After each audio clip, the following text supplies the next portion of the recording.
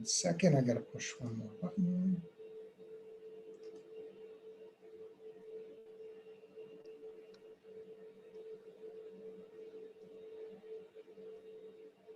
And welcome to the .NET User Group. So happy to have you here in October. Not too chilly out, not exactly warm either. So happy to have you.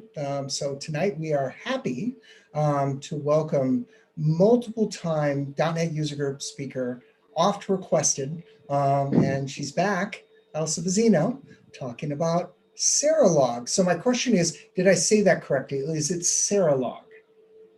I've called it Serilog. Serilog?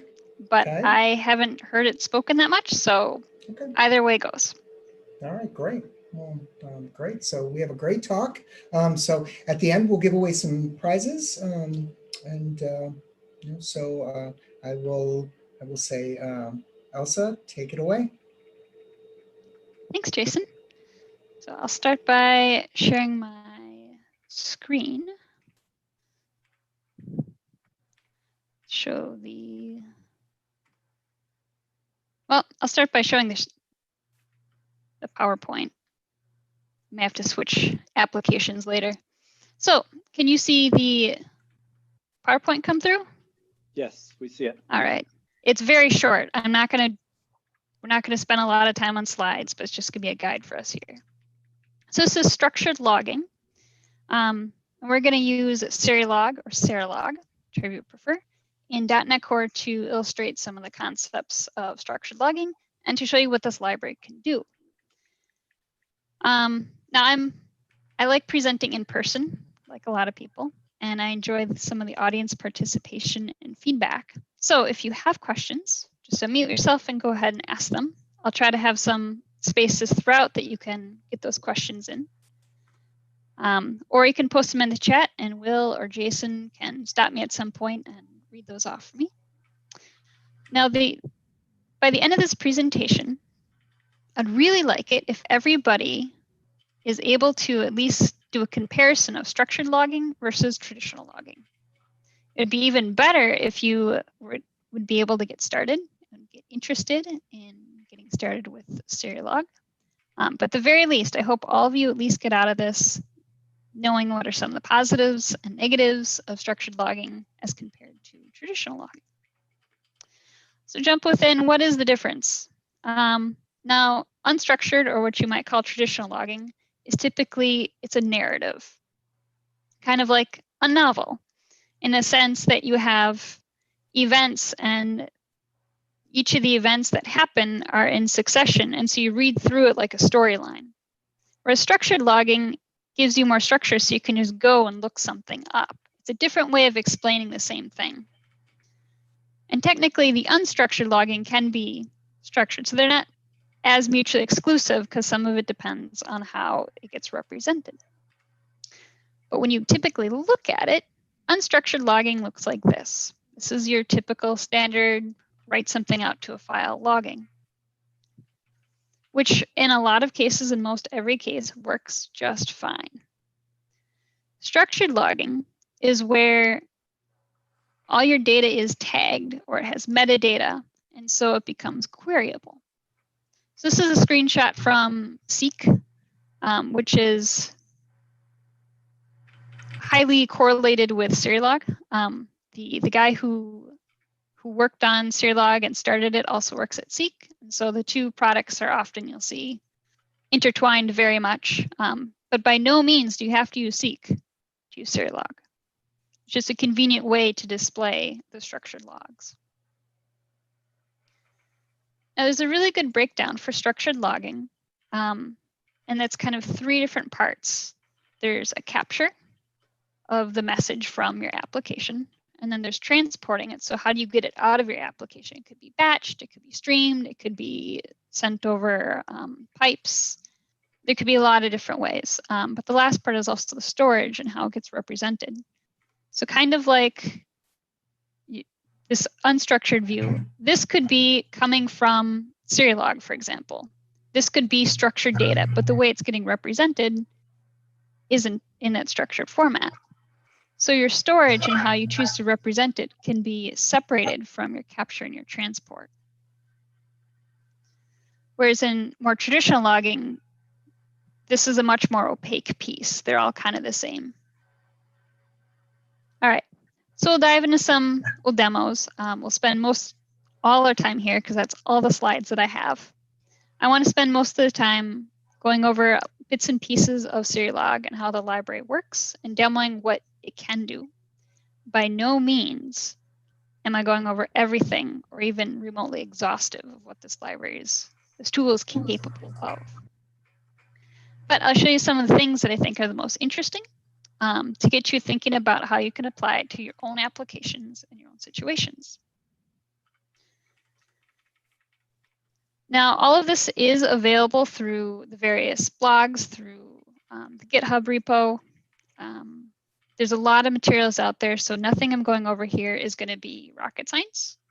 It should be fairly easy to follow along.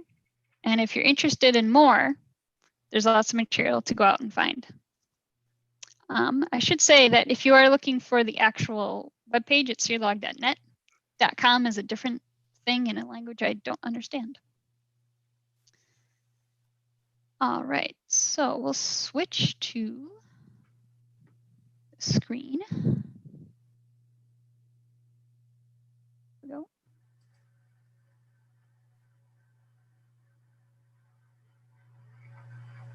Let's try that again.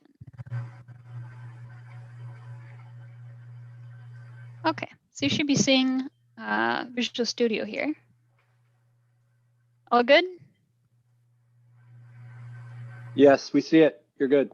Awesome, thank you. All right, so we'll start off with simple exercises and we'll build up from there. So this is just a simple .NET Core console application. We got our main method, and for all of these, we're going to log out different levels. We have verbose, debug, info, warning, of course, your error and fatal messages, just so you can kind of see how each of them displays in the different settings here. So at its very simplest, this is Serilog at work. We have a console, but it's not going to do much of anything. And we see we're writing out to the debug window. We get our messages. Now, does anything stand out to you about the messages that it printed out? Like there's something missing? Oh, I can't see the chat. That's right, in case anybody is writing it in the chat, which is unfortunate. Nothing in chat yet. Okay. There's a format string, optional parameters Mm-hmm. in the latter two messages. Yep. I'm going to see if I can. There we go. Now I can watch the chat. So when I ask questions, you can type as well. So the verbose isn't in there, as you might see. It starts at information, and we'll go over that in just a little bit. So at the very base level, this is all you have to do. You have Serilog working.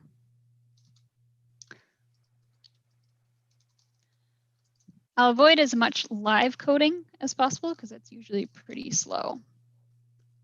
So let's make this print out to the console as well. So our simplest here, we're going to write out to the console instead of the debug window. So I'll run this. We'll be running this application quite a few times. And you can see that it has the same output that it did in the debug window. I've added a parameter here so it colors it a little bit better. It's kind of nice. Yep. Next, we're going to look at, here's one of the cool parts, is that you can send since your capture and your output are separate, we're still going to capture the same messages. We're going to output it into two places. Now, Serilog, for whatever reason, calls these syncs. I haven't found out a good reason why. We have a console sync and we have a file sync. So it's going to write out to the console and the file the same messages. Throw that over there.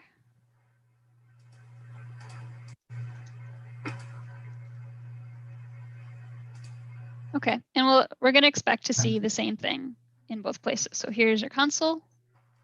And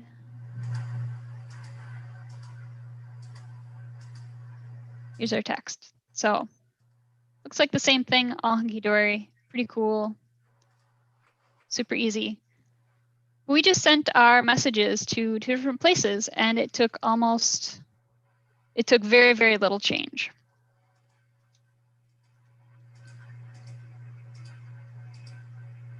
Okay, so now we're going to play around with the minimum logging level.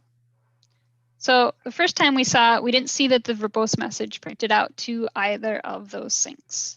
So now we're going to set the minimum logging level to verbose because it typically, or it always defaults to the information level. We'll run this as well.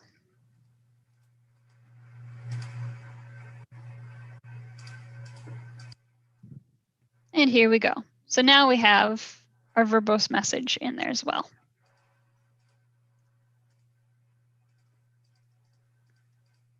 Moving right along.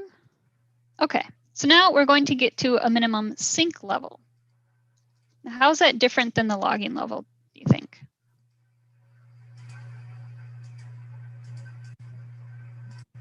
What is, well, I should probably expand it here. That's going to be a little bit easier to see what it actually does.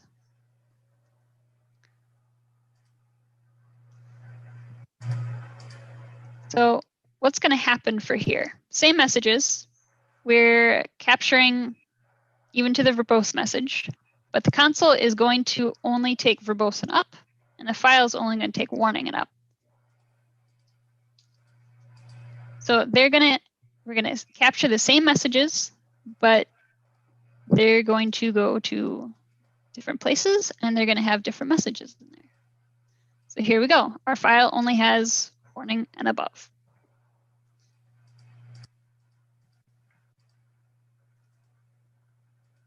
I'm racing through these because they're pretty simple concepts to grasp here, I think. Don't want to go too slow. Okay, so now we're going to look at message formatting. Because as you saw in the file here, it's pretty standard. You have your timestamp, you have your level, and then your message. And in some cases, if there's an error that's also thrown out there, it's formatted so that it'll print out there as well. So there's a question from Galen in chat. What's the purpose of the minimum level .verbose if you provided the restricted to minimum level argument to your syncs? Yeah, so they do override each other a little bit. So if instead I did warning here, what would happen would, so you can think of all this as like a pipe. The console obviously wouldn't get anything below warning because we're not even capturing that. The purpose of it is just flexibility. You can set up your logging to have some fairly complex different pipes of where things go and how they get there and what you're capturing. So what I want to show you here is that there's two different levels. There's the sync level and then there's the logging level and how they interact with each other. It's not that you necessarily might want to always override these, but potentially maybe your logging level changes depending on what situation you're in. So the log level cannot change once it's set. I should back up a little bit because this is a good point. Where Serilog covers the iLogger in .NET Core. We'll get to that a little bit later too, as I'll demonstrate. But it's static. So once this is set at startup, it cannot change. But your syncs are a little bit more flexible. You can play around with those and change those more dynamically as you go through the application. So Galen, I hope that answers your question. I gave you a lot of explanation for a short question. Good. Okay, message formatting. So you can play around with this. Now each sync is its own thing, and they're all added via NuGet packages. So if you go out there, I have a couple of syncs here. I have a file sync. I have one for MongoDB, which we'll get to. There's for the console, there's the debug window, and each of them will have their own parameters. The console and the file have this parameter called output template. Because it's being stored as a string of text and it's not in that structured format, you can play around with what do you want it to look like. So in this case, I've said, okay, my file is going to be a rolling interval, which means it'll automatically create a file, but only do it day by day. And so if I'm creating day by day, I might not care about month, day, year. Or for example, in the console, I might want to know, sure, if there's an exception, print it, whatever's logging, but I don't need to know what that exception actually is in the console. I'll go check out the logs for that. So you can start playing around with what you want to show up where. So in this.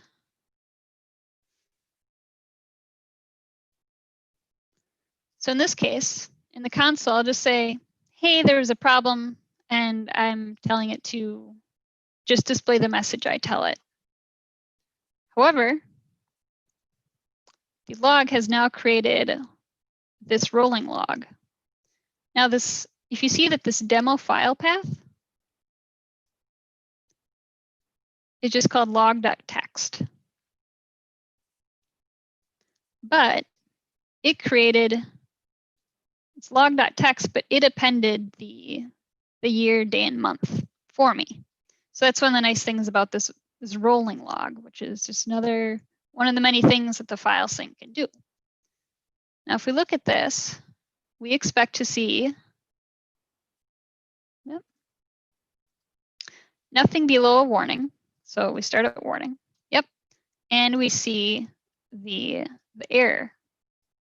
Whereas in the console, we don't see the errors printed out.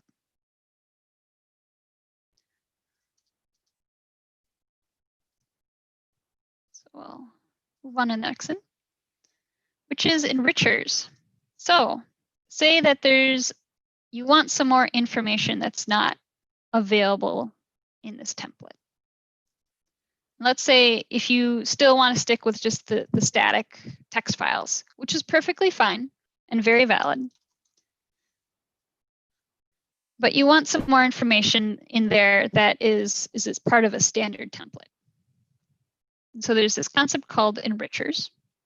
There's some really good write-ups on it, both through the wiki, and the guy who came up with Serilog also has some really good blog posts about it too. So enrichers are just a way to add more information or even take away information. So three easy ways. The first is some of the out of the box enrichers that might be very typical for people to want to use. So if we just do a search here, there's a whole bunch of enrichers. There's an environment where you can get the name of the machine. You can get the name of the thread. So if you're doing asynchronous issues and debugging, this might be a really helpful one to have. Get process memories. So there's a big number that you can select from that's just out of the box. Easy enough to add. Another way is if you have just a constant property, you know. So for example, if I had an application that I'm shipping and I'm doing A/B testing. And so in one version of the code, I'm going to have all the log messages, you're on version A. And maybe the other set of code, it's all in version B. So, but this would be a constant property that would always show up. The third way is you can add a custom enricher. You can roll your own. So in this case, I've written a super duper simple one, but all the custom enrichers inherit from this ilog event enricher. So you have to implement this enrich method. Now it can both add properties and it can take away properties. So for example, for this one, I'm taking away a property called span ID, which is just out of the box one, and it kind of clutters up some of my logs. I don't want it if it's there. But let's say maybe there's a correlation between an issue I'm having and the temperature outside. Totally contrived example, but say it just gets a temperature. For right now, it's just random, and it'll add it if it's not already there. Now for any of these, I have to add them to the template, otherwise they won't show up. So with the thread ID, I'm going to add the name of the thread. I have environment already in here, but I don't have my environment variable set up for this, so it won't show up in the logs, but it also won't error. I have my A/B test, which I have just named it that. And then my custom enricher gets thrown in there if I want to, and it'll be called temperature. I think I put it in there somewhere. We'll put in here. All right, so now if I run this, it'll still go to this demo log, and it'll still go to the console, but now I'll have a whole bunch of other information in there.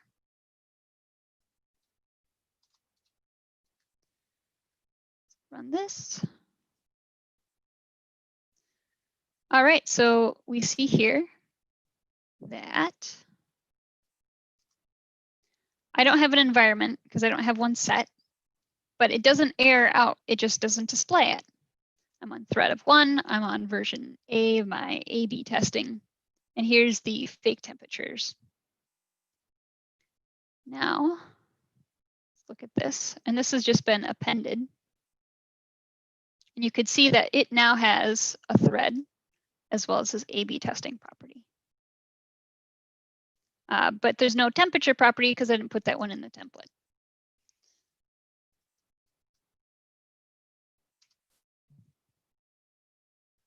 All right. Now I will say a note about this, that because logs, you're doing this repetitively, you can gather a large number of logs, especially if you have a large customer base or a lot of people using this. So there's a really good wiki post about a selective enrichment, which I'm not going to get into today. But basically, it's add this property, enrich my log message under these conditions. Like only add this if you're writing to the file. Only add this if it's an error message. Only add it if it's this type of error message. So you can start to play and make sure you're only capturing what you really want and you're not spamming your logs with a bunch of extra information. That'll take up a lot of space that you don't want to. So if you are interested in enrichers, I highly recommend reading up on the selective enrichment if you're going to use it for any sort of real case use. Subloggers. All right, so we have the concept of multiple loggers. So you can put it to your messages to multiple places, even though you're only capturing it once. Subloggers gives you a way to divide up where you want to send it. And then these messages can overlap too. So for example, we're going to write to 2 files. One, we're going to say, these are the real issues. These are the bad things that happened. I want to capture those. But this file is going to be looked at by someone who only wants to attend to things that are broken. But I'm also going to capture everything else in this other file that is going to be a general purpose. And I could say, capture all the messages, but for this, it's just going to be, here's everything else. We don't want to see it, but we do want to capture it. So they're both going to capture, they won't, yeah, they'll both capture messages from verbose and up, but the issues will only be warning and up, and the FYI will, get this backwards. We'll see. It's the concept, though, that you can divide up your messages. So the console is going to stay the same. That's not too Surprising. You've got one greater than equal and one greater than. So we should see a difference. All right, good. So we have issues and, oh no, where are they? I don't think you set the logger. You change, or you're still doing the enricher logger. Aha, that's why. Thank you.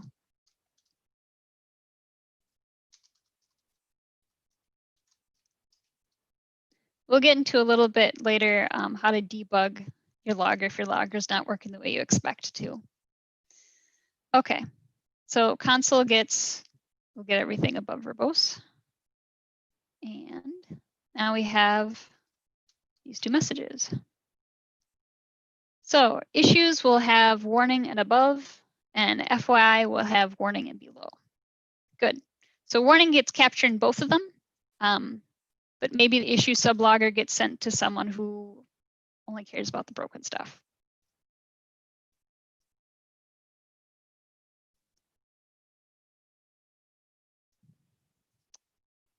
Any questions on the sublogger?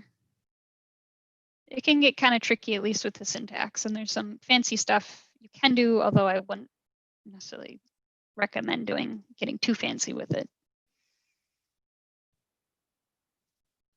Okay, now I can get to some of the interesting things.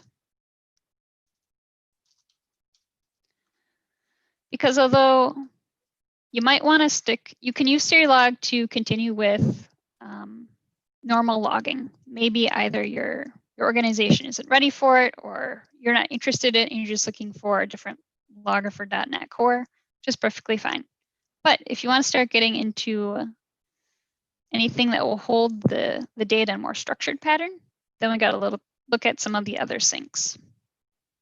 So we're going to look at Mongo because I came across MongoDB and Serilog at about the same time, and I'm like, hey, they kind of go together because I can send all my logs to one place and they don't have to have the same format, but I can still query them. I can still work with them like they're in a database.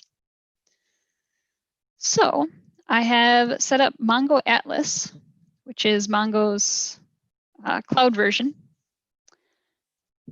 And I'm also going to write to the console because it's easy to see.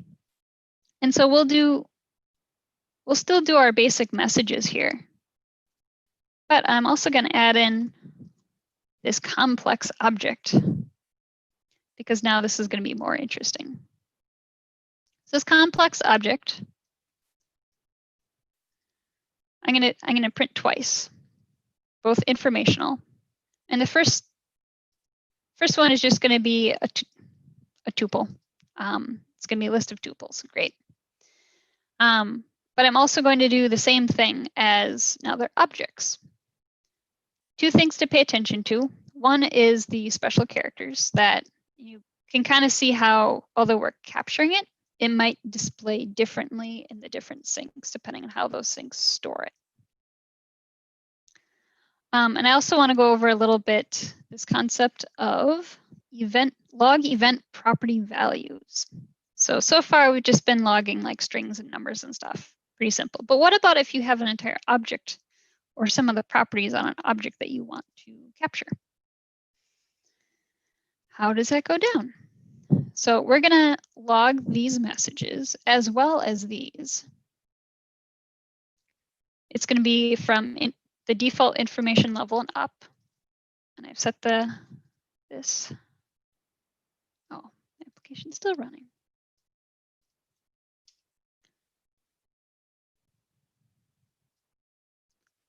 Okay, so what do we see? Here's our complex object. We can see that if it's just a tuple, an array, it figures it out. With this complex object, it says, yep, you got 3 objects, good job. But for logging purposes, that's not terribly helpful or meaningful. So I've also thrown it out to here. If it worked right, they should show up. Yeah, we got a couple messages. So I'm curious, just as you can put in the chat or something, how many people are familiar with MongoDB? I know there's at least a couple people. who have worked with it before, or document databases in general. Well, Corey, yes, I know you've worked with it. Okay, a little. All right, good. So there's some folks who are familiar with it. So MongoDB is a document database, which differs from a relational database in the way that it stores and renders information. I'm totally glossing over a whole bunch of things, but it's just so you kind of know what you're looking at. So each of these little boxes in here is called a document, and each of them represents one of our messages. So we have this informational hello information, which shows up right here. We have a hello warning, which is also right here. That also has its timestamp as UTC timestamp, as well as a general one, and it's assigned a couple other little things. You can see how it has now stored an error message. And it recognized that there's some object properties on that. But now here's the interesting one I want to really take a look at, is how did it take care of these complex objects? Now for one, now that we're really starting to get into this structured logging of the tool. When we sent this over to Mongo, it got the template version, but it also got what the actual value was. So if you see here, when we're sending the information, we have our template, and then we have what's going into it. Now this language2 object, or this languages, these get tagged. This is the name of the field it's called now, complex object. You can see that languages and languages2 are two totally different types, but yet we give them the same tag name and they still go through this logging information message the same way. So when they show up on the other side, we know that this first one is an array and it captures all those fields. And it knows that this other one is, yep, it's an object, good job, which again, isn't totally helpful. But you can also see that some of these characters are now rendered better than they were in the console. So again, same message that got captured, but our rendering is different. So with the structured login, we can start separating that capture and that rendering. They're no longer the same thing. So now to get around that, yes, this is an object, but let's make it meaningful. We use this little deserialization tokenizer. I don't know, it has a real name. I don't remember what it is though. And what this is going to do is it's going to say, yes, you're an object, and I'm going to start breaking it down. So when I store it, it's stored with all those fields that you need.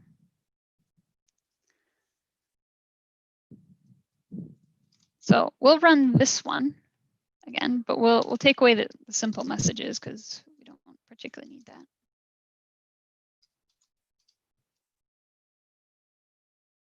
So the console will look the same because we have done absolutely nothing different. However, now these two messages at the bottom. So this is still an array, but now we have 3 objects that we can pull apart, which is pretty cool because now the next step is, now that these are in your document database, you can query for these fields. Now, I've worked with MongoDB's Compass, which is this interface that we're taking a look at, and I have found it very difficult to actually do queries. So I'm not advocating that you store all your logs in MongoDB. It's an easy way to get started with this and experiment with it, but I'm not going to attempt to query it because it's typically the filter is very finicky about where your brackets are and stuff. But the point is, this is in a database, and now you can aggregate all your years. You can aggregate all this data now. you can do queries that say, give me all the messages that are level information, or you can get all the messages that happened between a certain time frame, or get me all the messages that have a complex object field. So you can start to do some really cool stuff now that goes far beyond what you would be able to do with just a standard flat text file. All right, so that was the really cool part and the revelation part. So I'm going to pause, and as I switch now to more of the implementation in a .NET Core application, because there's some gotchas.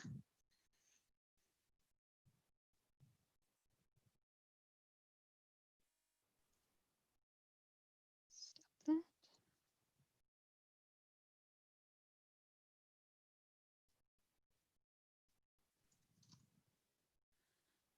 All right, any questions? Still doing good?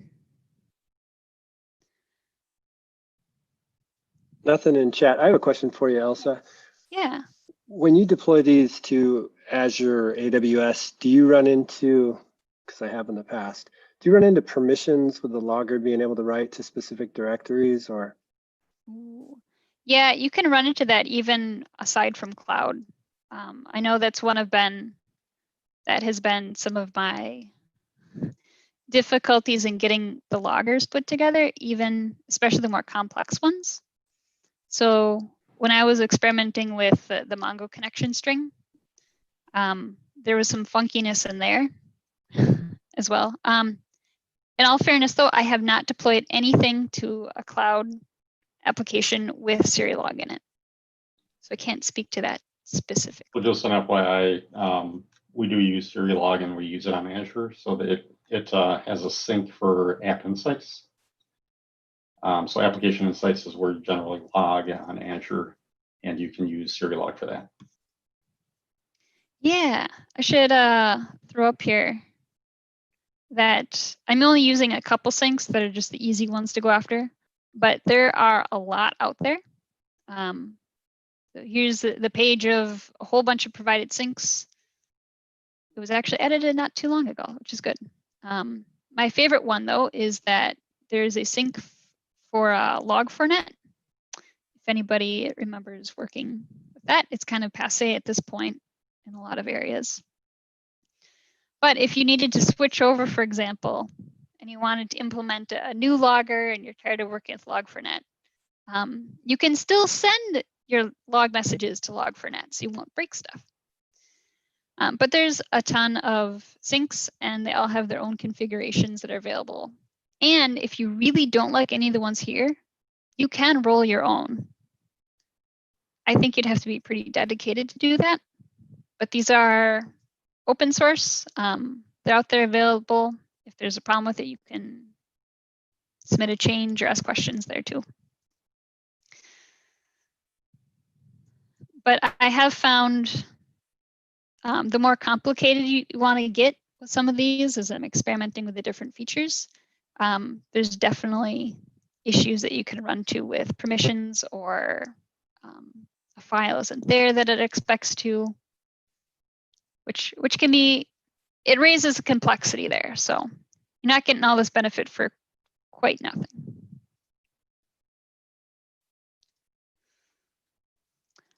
But that may be a good segue, if there's no other questions right now, into the self-log.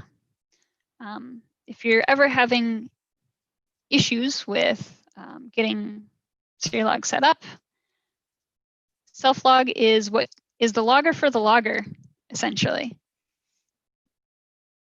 So here's a .NET Core application. MVC, I think this is Core 3.1 right now. Let's take a look at the packages that I've added for this.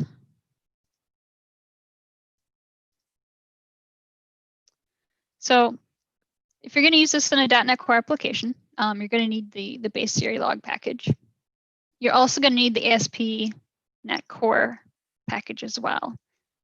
This one I actually had some trouble finding documentation that says, yes, you do need this. So that was one of the things that tripped me up that wasn't immediately obvious. I'm using MongoDB, Seek, and we'll go over this Structurama attributed package, which is kind of cool. A little neat thing in there. But basically, you need these two packages and maybe whatever else your sync is going to be. So this self log is when something's not going right with your log and you don't know why. But of course, you can't really log anything about it because it is the logger. So you enable the self log right in your main method. And all this stuff happens before you actually run your application. Now, I've put a lot of stuff in here, and I'm not necessarily recommending that what I have here is how you should do it for a production level application. What I have here is to show a bunch of different aspects about what Serilog can do. But I'm not recommending that you have to do all of it or you should do all of it. Experiment with it, see what works for you. The more fancy you get, the more complexity there is. All right, so we'll start with this self log. And then what I'm doing is I'm saying, okay, first thing out of the gate, this is where you go, this is where you write off to. And I write a test message here. So we'll start with this.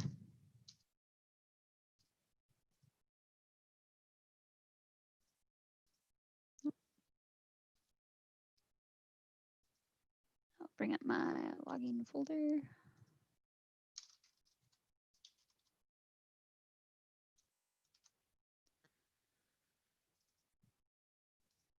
I'll go to demo. All right, so we've created this self log and we have our test the self logger with the current timestamp. So if anything went wrong with our logging configuration down below, it would write out to here. And I've already established that it works, so we're on the right track. Now, here's the next issue I ran into. I want to write to Mongo, but to write to Mongo, I need to have a connection string and a password. But I don't want to have my password just stuck in clear text in my main method because that is a security risk. So what do? Well, I call it to a wrapper, which goes and gets it from a secret location. But now all this has to happen before the logger is actually initialized. I haven't found a good way around this. So it's kind of one of the gotchas about getting Serilog set up is all the programming that you need to do just to get it set up the way you want it to. So what I do is I created some extra methods that go out to this secret location and go grab it. So now I have my connection string and I can throw it into line 58 here. Now you're going to see that I'm also writing to Seek. I'm just writing to a local instance that I have just to see what it looks like. I'm also writing to a file and I'm writing to the debug window. I will say a line about line 53 here. This was another gotcha, is that there's some built-in logging mechanisms that .NET Core has, and it has a default level. And so this minimum level override is a way to get around working with some of that. I don't remember all the details because this was some time ago, but I do remember this was something that caught me that it took a while to figure out how to get around. Another one of the quirks of working with .NET Core. Okay, so we have our logger set up. Now, if we've said, now if all these worked, they should all have this message here. So we can take a look. We're now going to be in, well, maybe my local instance doesn't have it. So this is Mongo Atlas. And I'm going to take a look in this forced logger. And I have no results which makes me think that writing to Mongo here didn't work. Just possible. So what can I do? I can take a look at the self log. There's no errors in there. Oops. Bring that back. See, what does Seek have to show us? Anything?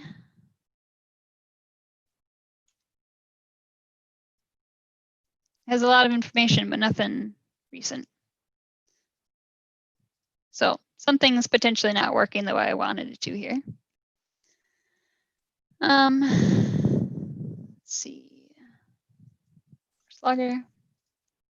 But I also haven't flushed the queue, so it might not have gotten there yet. So this little application, just for something I put together for this demo purpose. All it does, it creates this little forest, 12 trees, and I can cut down the woods. I'm logging. It's a logging application. Get it? Logging. Bum. Yeah. No idea how much work into that just to make that joke.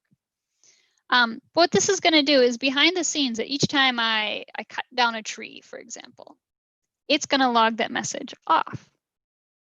And so what I can get at the end is each of these has a random height assigned to it. At the end, in my structured logging, one of the things I could do is aggregate the height of all the trees that I've cut down. So I could ask the question of, what's the average height of all the aspens that I cut down? Or what's the cumulative total of trees and feet that I cut down? Or how many trees did I cut down?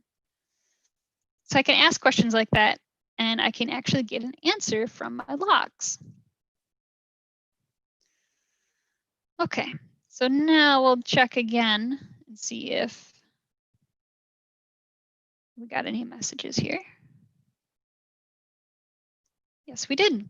Now, why didn't we see it before is one of the questions, because if you're trying to go through and you're following it step by step, it can be frustrating to say, well, I think it logged, I didn't see any issues. Why didn't we see these messages before? Anybody have an idea?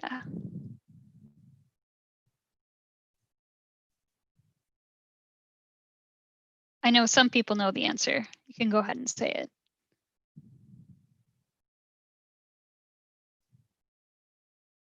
Well, so it's because the queue needs to be flushed. So remember when we had our self logger here, one of the things I had to do was flush the queue to make sure it actually writes out. The different syncs have different mechanisms to tell them when to send the messages and write out, because it doesn't necessarily send it with every message that you write, because that would be either a lot of traffic, it could be a lot of space. So it has different ways of handling that. So Seek has a different mechanism than MongoDB. I believe one of the gotchas with Seek is that you do need to flush the queue at the end. So for example, in line 70, this is here because I'm using the Seek sync. Let's see. We got messages here. 1823, that's about 2 minutes ago, yep.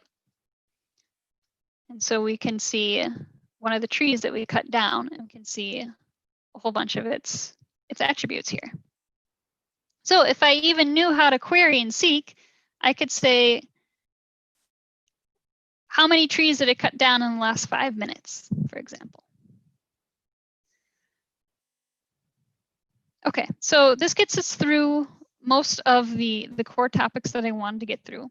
There's a whole bunch of little things stuffed away and scrolled away in this little application that are fun little pointers. And so I'll go through some of them for the next couple minutes, and I'll take another pause and we'll take stock of where we are, because we'll have hit almost an hour at that point. So let's take a look at this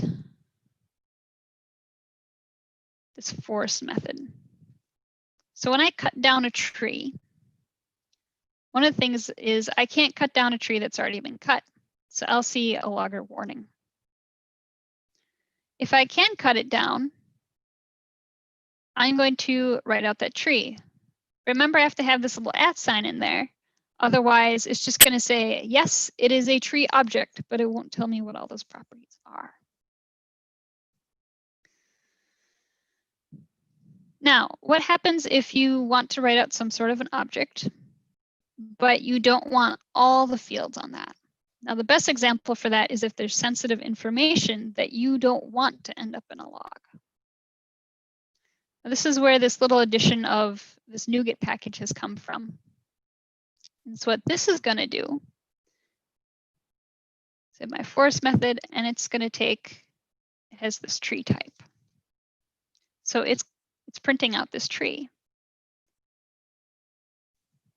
So in the tree method, I have an attribute called not logged.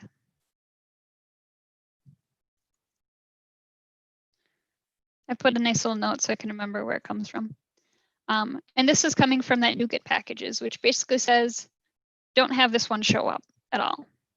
I don't want the URL of the image to get into the logs because it's not helpful and it's totally dependent on the application. And I don't want people seeing that. But let's see how well it actually worked. So in here, I would expect to not see this image URL like this, but it's there. In Mongo, take a look. We'll refresh these.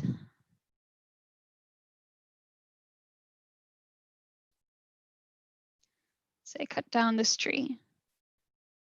Let's look at the tree object, and it has the image URL. So something with that is not working appropriately, and that would be something to look deeper into. The important part of this, though, is to point out that it's really cool you can deserialize your objects, but the two things you really need to be careful about is one is that you're not exposing details about that object that should never get into logs. And the second thing is that it's not a great idea to use this format to add really big objects to your logs, because this could make your logs grow enormously. So you have to be very judicial about how you use this and where and how much stuff you're actually adding to your log messages.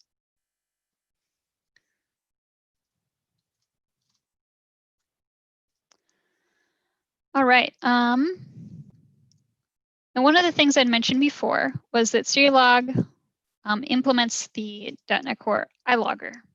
So wherever you have iLogger, you can use Serilog in its place. So as part of the creation of everything, you need to add this use Serilog line in your create host builder method. This lets the application know that it's taking the place of your iLogger and that you're using Serilog for the logger. Remember, it's static, so it only gets instantiated once through this logger configuration. So you only have one log.logger through the whole thing. But every time you need to add it someplace, it's kind of annoying, but you do need to add it in this way, where it's an iLogger of type class. Now, there's good practices that you shouldn't have logging in, like your library methods, for example. So if you're following some of the good practices, you shouldn't need to worry about how to inject those and some of the places where, in theory, they should never be anyway. In terms of instantiation, I have added these classes as singletons. But what I wanted to get to is the controller, because the controller has this. So the controller gets a logger, but I don't need to declare that anywhere. The framework knows that it's iLogger and knows how to create that and knows it's using Serilog. So once I get, that's how Serilog makes its way through your entire application. But you do have to set up those couple of little tidbits, such as the log.logger equals. You need to use Serilog here. You need to add the right NuGet packages. And if you want to, you can set up the self-log.enable. But I would recommend using the self-log only when you're troubleshooting, and not necessarily leaving it in for production shipped code.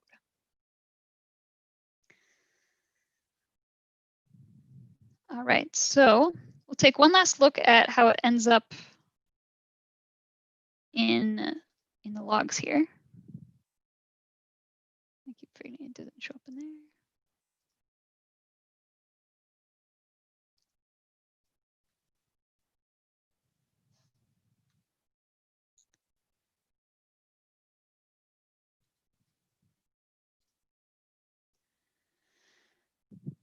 So if you're someone who really wants information on my logging statistics, you can use where this is stored to now get all your aggregated data. But at the same time, you can still please those who want a flat file of what's going on and the more traditional approach. So here's our log messages. We can see all the things that happened, but it'd be really hard to aggregate information from this file as opposed to some of the other storage capabilities, like Seek. So that's pretty much all I got. So any questions? And we'll call it a night.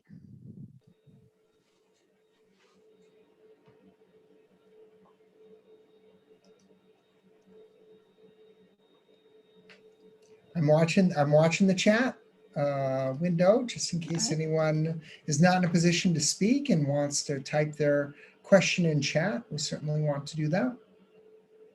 I didn't have a question exactly, but I wanted to say thank you, Elsa, for showing me what more Serilog can do.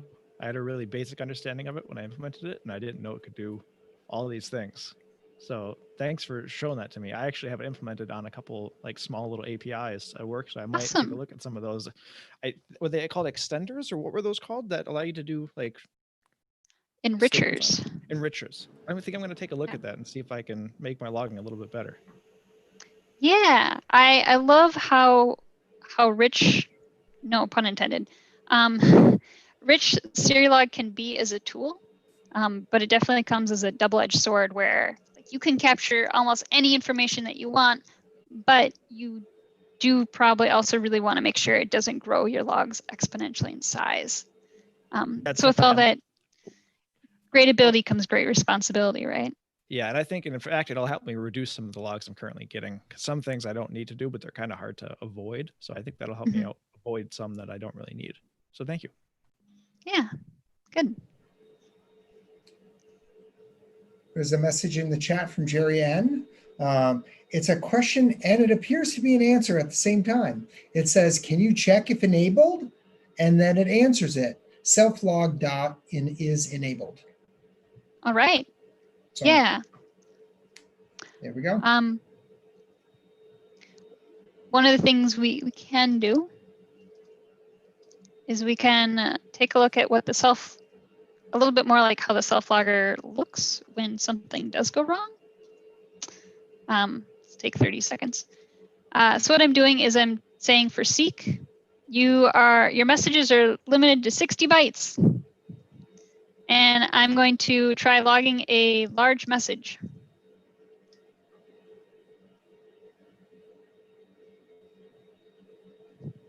Thanks, Corey. Yeah. Oh, I gotta say it out loud. Thanks, Elsa. Great presentation. I'm with Nick and learned a bit more about Serilog, even though I've been using it for a while. Jim R says, thanks, Elsa. Awesome. So. Oh, here's a question from Todd. Do you use this mostly for debugging problems, or do you also use it for telemetry? The self-logger we're talking about, I would use mostly for debugging. I would use Serilog as the go-to logger or the logger for an application. The telemetry part, though, if you remember from the beginning, my little slide deck there is that breakup of the 3 pieces of logging here. It's in that third place, the storage, that you can really get your telemetry. Like, for example, if you're putting it into Elastic, that would be great for getting those telemetry aspects out of it. But it's nice that you can use this tool to separate how you calculate and how you work with your telemetry from the actual capture of the messages. So I would use Serilog as a way to source the data for telemetry, although I wouldn't use it Serilog like directly in of itself for telemetry because obviously it doesn't have the capabilities to do that. It just provides really good data. So a little bit of both, I guess, is the answer. So Jason, this is Jerry. No, the question actually was, do the properties exist to check that certain things are enabled? Because you know, sometimes you want to skip it over if you're formatting a big message and you just want to, well, if it's enabled, then format the message and send it out. Otherwise, I want to skip all this stuff. Are you talking about like somewhere in the application you have kind of a decision tree about do you want to log this message or not? Yeah. So Right. at line 33, if I don't enable it, and then down in the code, I want to see if it was enabled. Got it. Like you could check. I think that's a really good question. Short answer is I don't know. I haven't worked with the self-log within the application because all the issues that would crop up typically crop up when you're configuring. You know, log for net, you Right. can say if the warning is enabled, then you can, you know, do your thing. There's a whole bunch you can do with, for each of the different syncs, for example, you can really do some fancy stuff about when you want to capture a message or not. Okay. That might be more what you're going for. But all that would have to be configured up front. One of the other things that you can do is instead of configuring all this stuff in your main method, there are ways that you can configure it in a JSON doc. So you can put your entire configuration here, and then all you have to do for your logger is to read from that configuration. That can be another way to get around some of the complexity to extract that complexity from your main method and to put it into a more formalized style that's easier to see. And I think you can also do all the same rules in here too. So if you wanted to say for this particular sync, I want you to sync this certain way or with only these messages or only these properties. It might be a better way to do it in here because it'll end up being more clear.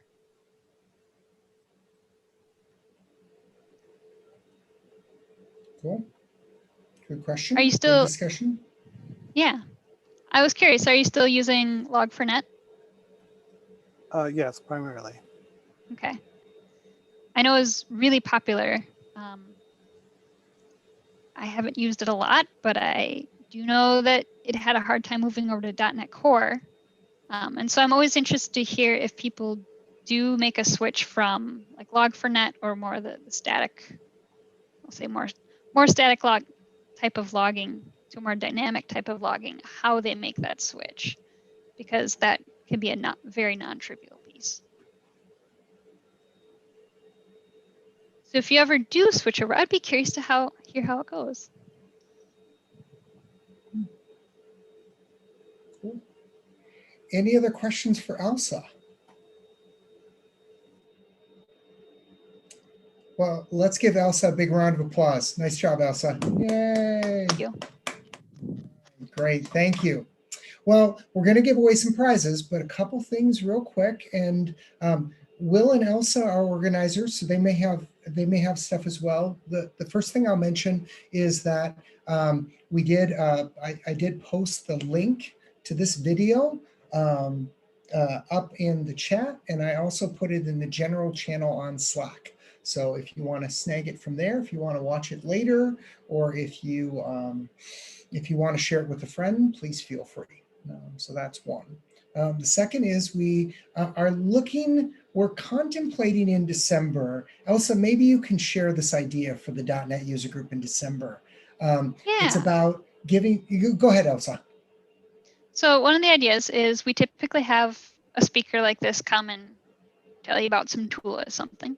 But in the spirit of giving for December, I thought it'd be neat to get a couple of speakers come in and do a little bit of a lightning talk about how we as developers can give back to our communities, especially during COVID. It can be hard to be so isolated. Now I know maybe a lot of us are perfectly happy to be isolated in our home and don't have to go out anymore. But it would be really nice to see what skills you have and the talents that we have here and how we can actually give back to our community. That's not just like food prep is good and that's great for volunteering, but we have some really specialized skills that we can use. So to bring some speakers in to talk about how the developer community can give back, either through mentoring, through administrative work, through open source, like a bunch of different ways. And so we can explore what are ways that you could give back to your communities in the next year. So, so if you are doing something like this and would like to give a lightning talk, and please don't be intimidated by the term lightning talk. It could just be, hey, I've been doing this for a little while and here's how you get involved. I mean, so it can be something as simple as that, but we're looking for some folks to present. So one, if you are that person, too, if you know of someone who would like to present to our group about ways that they can give back, please reach out in Slack or reach out and meet up to Will or Elsa or I. So we'll be happy to get you connected and get you on the slate for December. So Yeah. Thank you for that. No PowerPoints needed. No PowerPoints. November, I mentioned this in the chat as well. We are happy to welcome in Javier Lozano.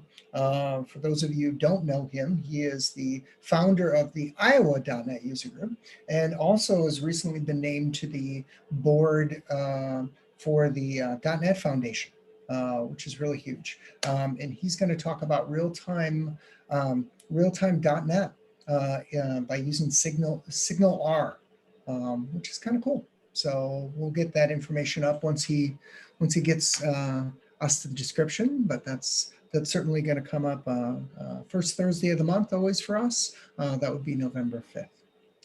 So.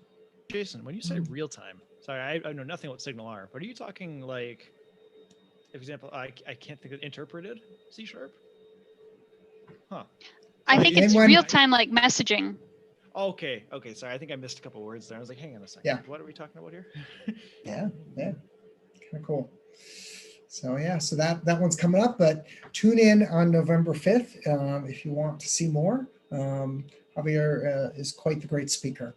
So we were happy that to get him. I mean, not as good as Elsa. I mean, but not all of us are. So, you know, this is a good second choice.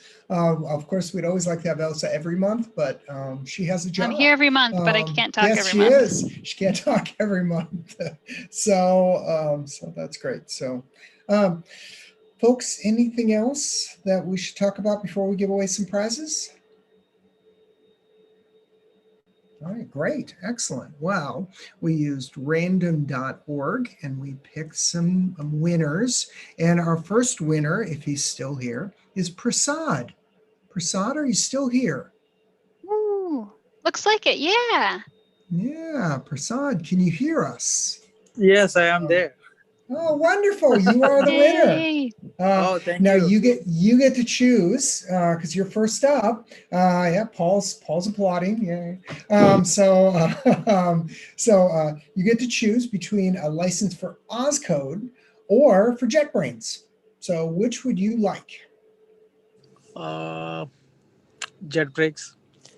JetBrains. All right, great. All right. So, and Will, what does he need to send you for JetBrains?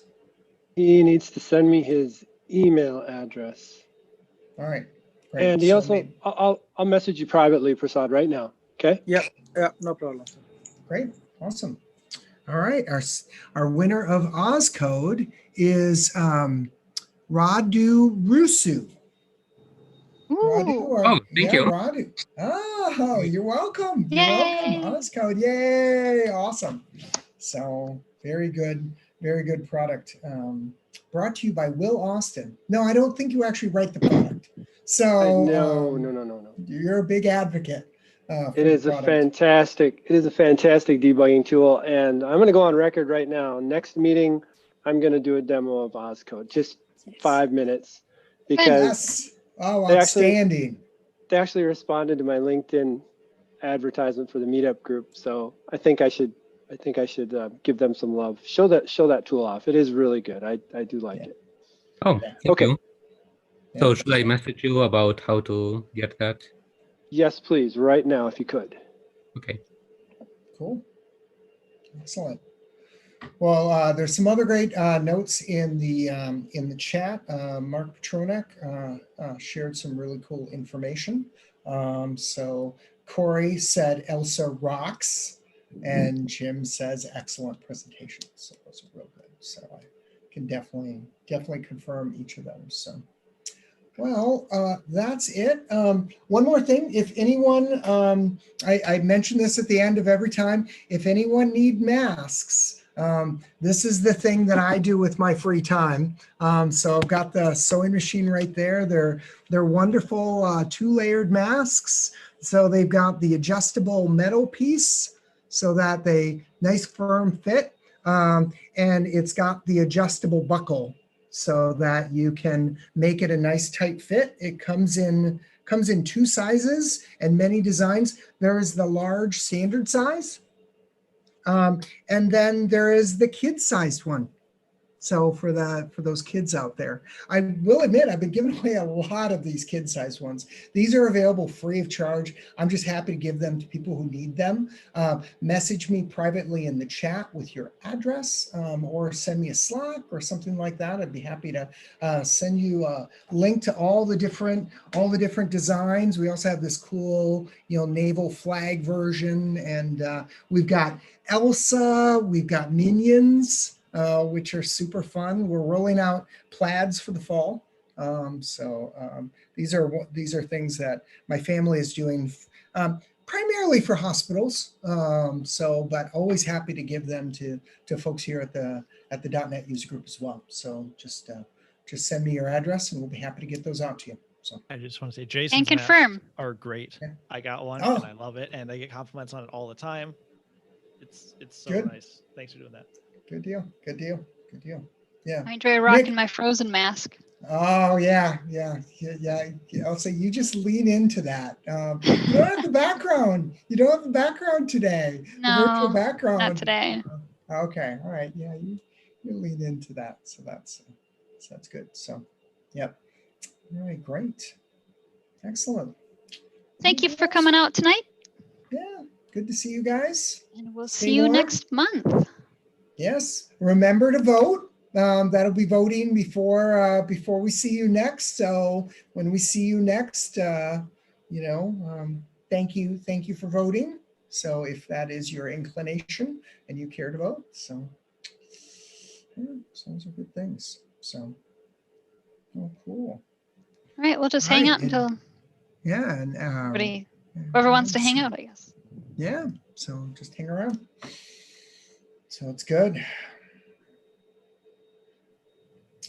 So I have some ideas for December of who I'm gonna tag to do a little lightning talk. I have some people in mind. Okay, good. Beyond Humanitarian Toolbox, which is a group that's really active in that conference. What are they always called? have a big Humanitarian Toolbox. Richard Campbell's thing. Might be. I don't know who's behind it. Yeah. I think Richard Campbell was involved or is involved in that. I'd be happy to invite Richard.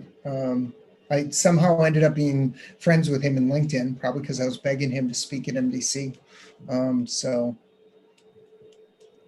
bought him a keep beer this one in once. mind. You bought him a beer? Oh, there you go. Bought him a beer once. All right. Yeah, he's great. Him and Carl Franklin did that .NET Rock, or still do the .NET Rocks. Yeah. Sorry, is it polite to drink on webcam? It's just it's totally fine. Totally fine. That's fine. Particularly if you slurp a little bit, only if you. I'm trying to be quiet. So the thing I like about .NET Rocks is when they get Michelle Bustamante on there, they ask her to tell a dumb blonde joke and a smart blonde joke. So she always has to bring 2 jokes, a dumb blonde and a smart blonde joke. So I always think those are kind I have a bad joke for you. Oh yeah, hit me. Yeah. Well, it's not as bad when I put it that way, but yesterday, if you weren't aware, was National Camo Day. Camo. Yeah, like camouflage. But Yeah. I don't think it's a real thing because I didn't see anyone celebrating it. Ba-dum-bum. That's great. You're burying the lead here. You can't save that material until we got like 4 people on. So you gotta share that. We didn't in the run out of beginning. time. Oh, okay. All right. Oh, great. So this is good. All right. So my headset lasted just enough for the entire day. So now I have to plug it in. Congratulations. Yay. All right. Okay, you guys, when I get the information from, I'll bug Javier about that so I can get the information up for that next talk. So, and I really do like the idea of getting the MongoDB speaker, Will, that you had mentioned. That'd be great. So, and everything that I've heard about MongoDB, they're always like right on top of if anybody wants to like talk to them or learn more about them. They're really good about it. Do you want to take the lead on it, Elsa? Sure. I know Matt. I've talked to him before about presenting at the group, and then like a lot of other things, it got dropped somewhere. As soon as he said MongoDB, I went, "Yep, Matt Callan." I talked to him, asked him if he'd present. He did say he didn't want to do anything code heavy, but he would that's fine. team up with someone and do the Mongo kind of developer support role, and somebody else would actually write the code. Not record. Are we still recording? Yes, we are. Oh yeah. Yes, we are. Stop recording. Yeah, so Matt, if Matt, I'm sure you're watching this right now. Will you please contact Elsa? So.